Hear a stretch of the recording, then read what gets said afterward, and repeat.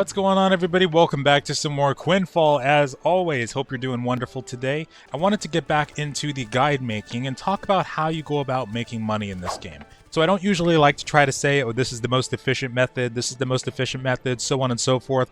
Instead, I like to give you 5 ways that I've discovered so far that you could go about making money in this game, and you can decide based on what you're interested in. The first one you can utilize is kind of obvious and pretty standard, but it's grinding mobs and quest lines. As you're leveling up in the game, as you're killing mobs, you're going to start getting these trash items. If you play BDO, works the exact same way. You're going to be able to get them as drops, and accumulating enough of them is going to get you a pretty penny. But on top of that, doing the quest lines is also going to get you a decent chunk of change. And as I mentioned in a previous guide video, you do not want to stagger the main quest lines because they're going to send you to areas to grind anyway. So doing those in conjunction alongside selling any random gear that you get and drops is going to make you profit over time. But as you get past level 50, you're going to start to see that increase even more. In some of the G50 areas and lower, based on the type of weapon that you have and how fast you can grind, you might make anywhere from a few 100k to a few mil or two just based off of that, and that's per hour. Another thing to keep an eye out for is specific items that you can sell to the broker that will always remain valuable. Pets are definitely one of them, any pet, because you can actually sacrifice them no matter the pet type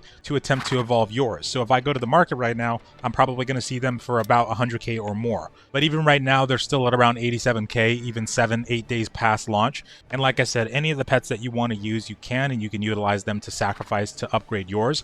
When you first start off with evolving your pet, it's going to take about 5 of any type of pet to evolve it from gray to green, and then if you want to get from green to blue, you got to do about 10. So I have 2 right now in my, I think they're in my bank actually, so they give you about 2 points of evolution status per pet. And then as a collector pet, my pet will go from automatically collecting 1 item every 1 second to automatically collecting 2 items every 1 second. So it gets way more efficient, and it's very much worth doing this.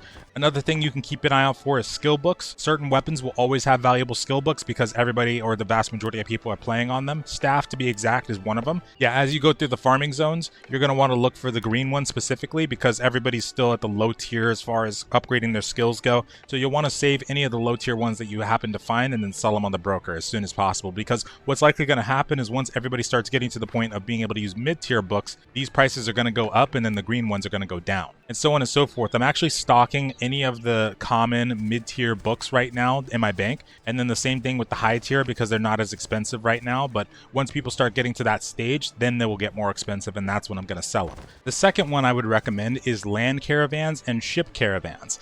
Doing the land caravans is going to require you to go to a caravan manager NPC. Let me get to one really quick. And then you're going to need to rent a mule type of mount, so like a camel, a ox, or an elephant. And then what you'll do is once you have it, you can, well, rent it rather, you can then buy packages, and then you'll take them to one of these different locations. What I usually do, I've moved to Mrayfall. I love this town, so I'm probably going to be doing Mrayfall to Meadow caravans. But what I've done before is I've taken ones from Meadow all the way to the desert over here, and then went to, by the way, I'm very bad with names, but went to Razia, yeah, probably butchered that. So doing that from Meadow to Razia, if I'm able to get the bonus minigame done, because when you actually do the caravan, what's going to happen is when you finally get to the location and try to turn it in, you're going to have the minigame that's similar to like when you're trying to use a lasso, you have to press spacebar in the exact location, and if you do that, you're going to get about a 20% bonus or however much it is. But basically doing that from Meadow to that desert area, it's going to net you about 690k for just that run alone, assuming you don't get ganked or whatever. But that's also with the bonus. If you don't get the bonus, which it's an easy mini game to do, but if you don't get it for any reason, you're going to get about 400k. The only thing though is it's going to take you about 2 hours to get there from Meadow to the desert, so it may not be worth it. If you kind of match that up with grinding in the higher level zones, you're probably going to get more from the grinding, but again, it's what you want to do. The only annoying thing about the caravans so far, the land caravans to be exact, is that the pirate NPCs spawn, and quite frequently, it is something I can appreciate because it prevents you from like trying to auto AFK it,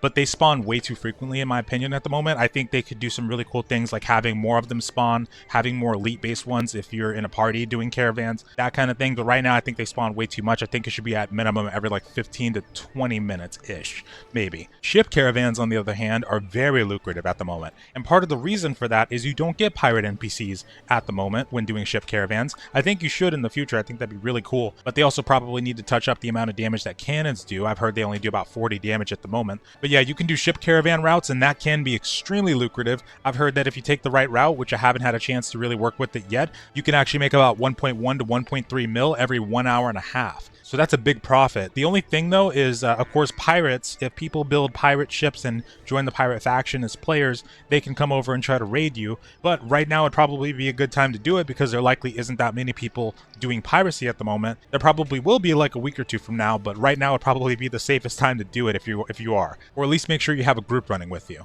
The third one is farming dungeons, specifically for the items that you can get in there. So you can get some pretty decent gear. This is actually something that I would recommend doing at level 50 and past level 50 as well. You're also going to want to do them per day anyway, because there's a lot of benefits to doing them. I need to actually do mine. I've been slacking on them for a couple of days now. But you can get purple gear for your level. That can actually be very lucrative if you get level 50 plus gear.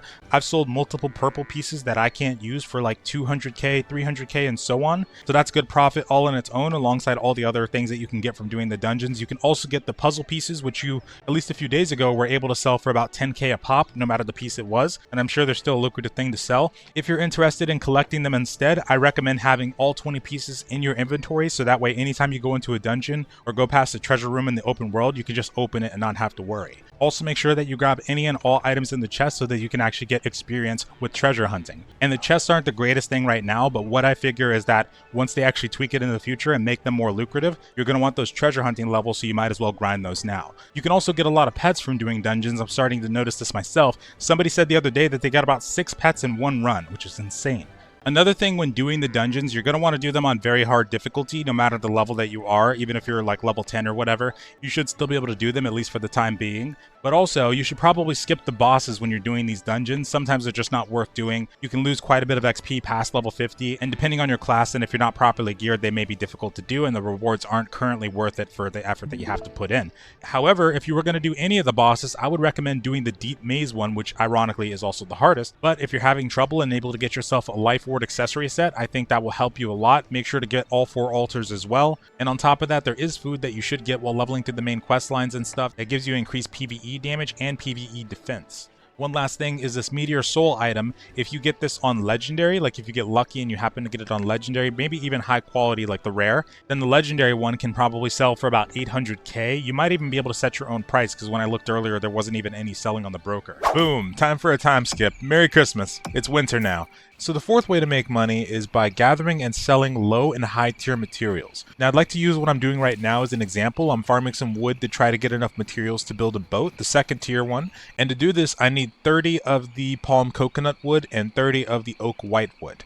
Now starting off, your chance to get these might be lower. Your skill with the profession itself seems to influence your chance to collect rarer materials, if this is what that does. And there's also a pet type, the woodcutting booster pets, that allow you to get your collection speed increased and give you a higher chance to collect the rarer materials as well. Using both of these in conjunction for the woodcutting profession is very good, and you can make a lot of money by getting the high tier wood and selling it on the market. Even the blue wood alone would sell for about 40 to 90k. It's so hard to tell which of these trees I need to actually farm right now. Even on my server alone, there was no more coconut palms when I last checked, only one of them selling for 99k. The same thing also applies for mining. I don't know about gathering, but for mining you can definitely make some money off of selling the high quality ore. The battleship boats that you can make, for example, do require higher tier materials, including the wood and the ore, and there's also other things that utilize it, so you shouldn't really have any problem selling it. For example, if you find the right type of wood, I'm not sure if this one would apply, you might be able to sell this kind of legendary wood for at least like 700 to 1 mil per.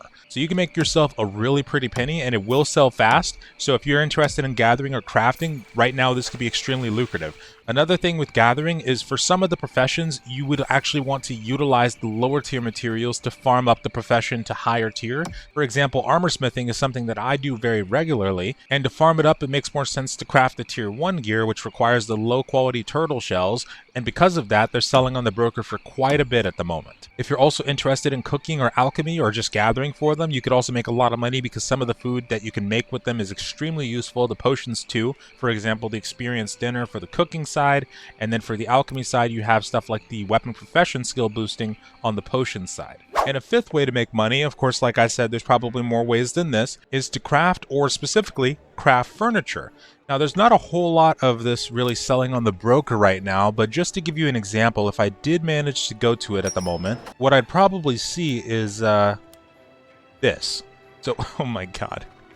So And this makes sense because, of course, you got the storage here, and the simple bed. This is useful because when you put it on your clan altar or in your personal altar, this is where you can choose to be the point of revival for your character. And then this also ties into the comfort system, and I'm not very versed in that yet, but I would like to find out more about it to give you guys some kind of guide in the future. For the construction worker though, this is the NPC that you can go to take your materials to craft this stuff, and you could probably make a very pretty penny off of crafting this and selling this. And as you can see, this stuff takes some high tier materials as well, so you can get an idea of how useful it'll be to level up your profession so that you can get a chance at the higher tier materials. But also when you upgrade to higher tier tools, like when you go from the level 1 profession tool to the level 2, which is simple axe for example, or solid axe for example, you'll notice that there's a valuable resource stat, and then that goes up as you increase in the tier. So doing that alongside getting a woodcutting booster pet and then just leveling the profession skill in general will help you to increase your chance to get more rare materials so you can craft stuff like this.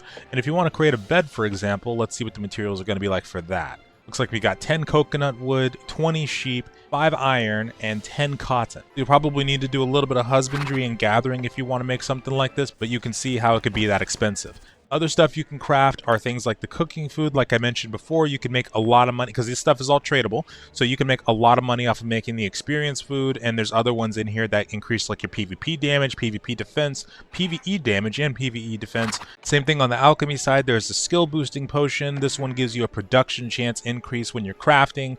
There's other ones for production chance increases as well, and even like auto fishing speed, skinning speed. There's a lot of different useful ones here that you can make a lot of money off of. The Master Potion especially, because this one increases Profession XP in general, and I'm not 100% sure if these bonuses do stack, but it's always worth a try. If you go to the market right now, and I know for a fact this one's going to be selling for a lot, if I go to the food, hold on one sec.